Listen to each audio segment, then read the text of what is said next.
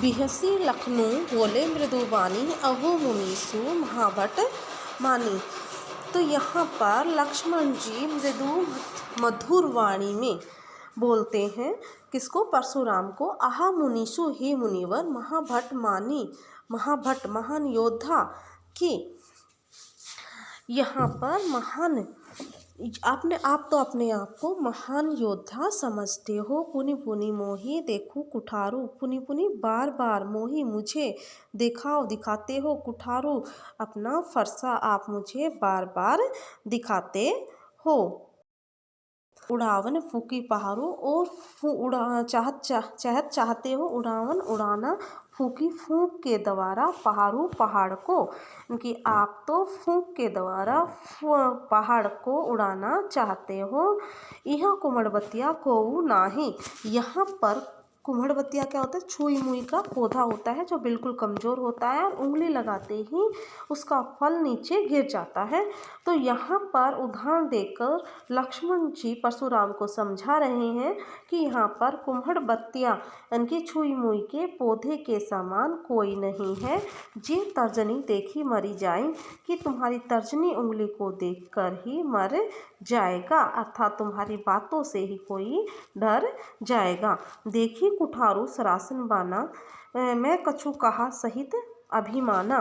देखी देखकर कुठारू, देखकर कुठारू तुम्हारे फरसे को, क्योंकि मैं तो तुम्हारे धारण किए हुए फरसे और धनुष बाण को देखकर ही अभिमान से, यह अभिमान सहित कुछ कह रहा हूँ। देखो, मैं कछु कहा सहित अभिमाना, मैंने जो भी शब्द कहे हैं वो आपके फरसे और धनुष बाण को देखकर ही अभिमान सहित कुछ कहा है। भृगु सुत समझू जनेऊ बिलोकी, भृगु सुत मतलब भृगु कुल का ब्राह्मण समझकर, जनेऊ बिलोकी, और आपका जनेऊ देखकर, जो कछु कहूँ सहो ऋष रोकी, जो कुछ आपने कहा उसे मैंने अपना क्रोध सहन करके सुन लिया है।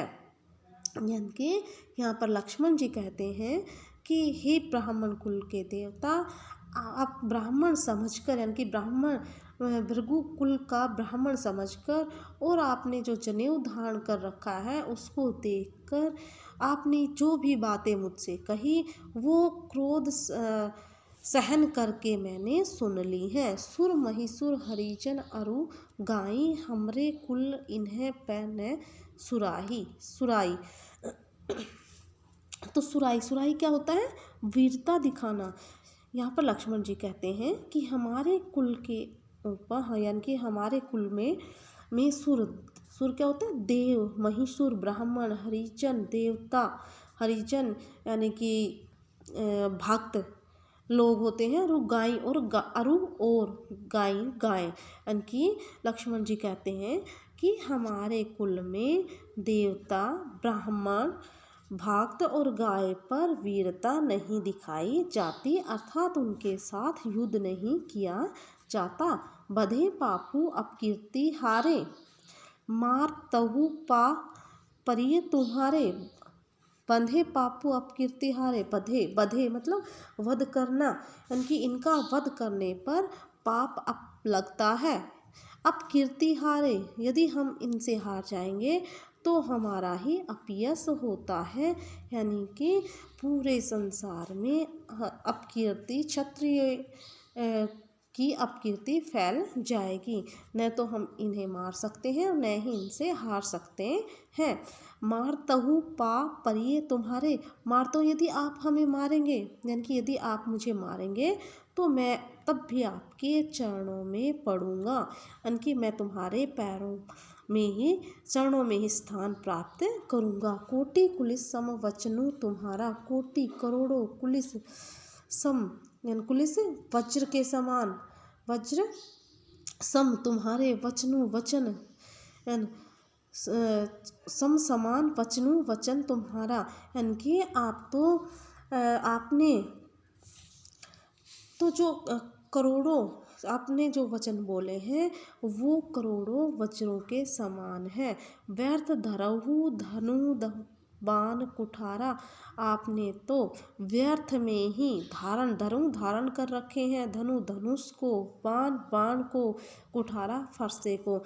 हे परशुराम जी, यहाँ पर लक्ष्मण परशुराम जी को कहते हैं कि आपने तो व्यर्थ में ही अपने धनुष, बाण और फरसे को धारण कर रखा है। आपके वचन ही करोड़ों वज्रों के समान हैं, यानी कि आपको इनको धारण करने की जरूरत नहीं है। आपके वचन ही किसी की हत्या कर सकते हैं। जो बिलोकी अनुचित कयु छमु महामुनि धीर। जो बिलोकी बिलोकी देखकर तो जो परशुराम जी हैं वो क्या कहते हैं कि हे धीर मुनिवर, हे जो बिलोकी अनुचित कयु छमु महामुनि धीर। महामुनि यहाँ पर परशुराम के लिए प्रयोग किया गया है। हे महान मुनि, हे धीर मुनिवर, हे धीर महान मुनिवर, यदि मैंने कोई अनुचित वचन आपको कह दिए हैं तो मुझे क्षमा करना। सुनी सरोस भृगुवंश मुनि बोले गिरा गंभीर वाणी में। यह सब सुनकर रुष्ट हुए परशुराम जी गंभीर वाणी में बोलते हैं। क्या बोलते हैं ये अगले पद में है, देखिए। कौशिक सुनहु मंद एहु बालकु। कौशिक यहाँ पर जो शब्द आया है ये विश्वामित्र के लिए प्रयोग किया है। तो कहते हैं कौन कि हे विश्वामित्र सुनो, यानी कि विश्वामित्र को बोलते हैं कि हे विश्वामित्र सुनो, मंद एहु बालक, यह मंद बुद्धि बालक कुटिलु या दुष्ट है या कुटिल है, काल के बस होकर निज कुल घालकू और अपने कुल का नाश करने वाला है। यानी कि लक्ष्मण के व्यंग्य भरे वचनों को सुनकर जब परशुराम जी विश्वामित्र को संबोधित करते हुए कहते हैं, हे विश्वामित्र सुनो, यह बालक कैसा है,